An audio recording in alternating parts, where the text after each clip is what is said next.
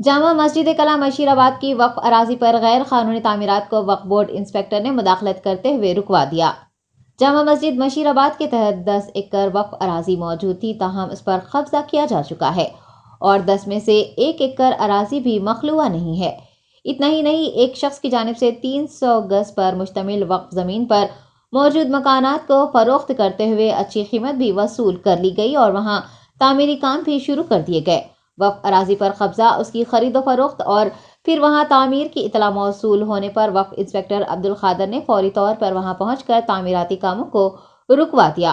वक्फ अराजी पर महकमे वक्फ की इजाजत के बगैर तामीरात की महकमे बल्दिया की जानिब से इजाजत देना ताजुब और तशवीश का बास है। मस्जिद के तहत जो 10 एकड़ अराजी है उसके सर्वे नंबर 160 और 185 हैं।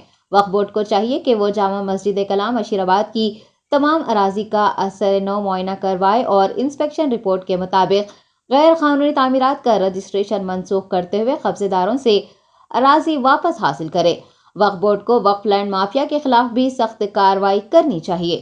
का अटैच प्रॉपर्टी है 165 185 सर्वे नंबर पे, तो इसको एज पर डायरेक्शन ऑफ द चेयरमैन साहब, सीईओ साहब और हमारे डीएसपी साहब बोलने से इसको आके ये काम इलीगल काम चल रहा है, इसको रोक दो बोल के डाले। बल्दिया से बगैर सर्वे नंबर डाले के इन लोगों का परमिशन ले लिए, तो वो टाउन एसीपी टाउन प्लानिंग से भी बात करे, डिप्टी कमिश्नर आप बात करें तो उनको भेजे सेक्शन फील्ड ऑफिसर को। इसके वजह से आज आके हम यहाँ काम रोक दिया। जामे मस्जिद मुशीराबाद की अटैच प्रॉपर्टी है, सर्वे नंबर 160 एंड 185 में है। तो ये सर्वे नंबर नहीं डाल के इन लोगों खाली हाउस नंबर डाल लेके मिसगाइड करते हुए हायर अथॉरिटीज़ को परमिशन ले लिए, तो परमिशन को कैंसिल करो बोल के डाल दिए वक्फ से। तो इंशाल्लाह अब आके हम काम भी रोक दिए और बल्दिया वाले, वक्फ बोर्ड वाले और पीएस से भी बात करें, साहब भी बोले जाके बात करो बोले।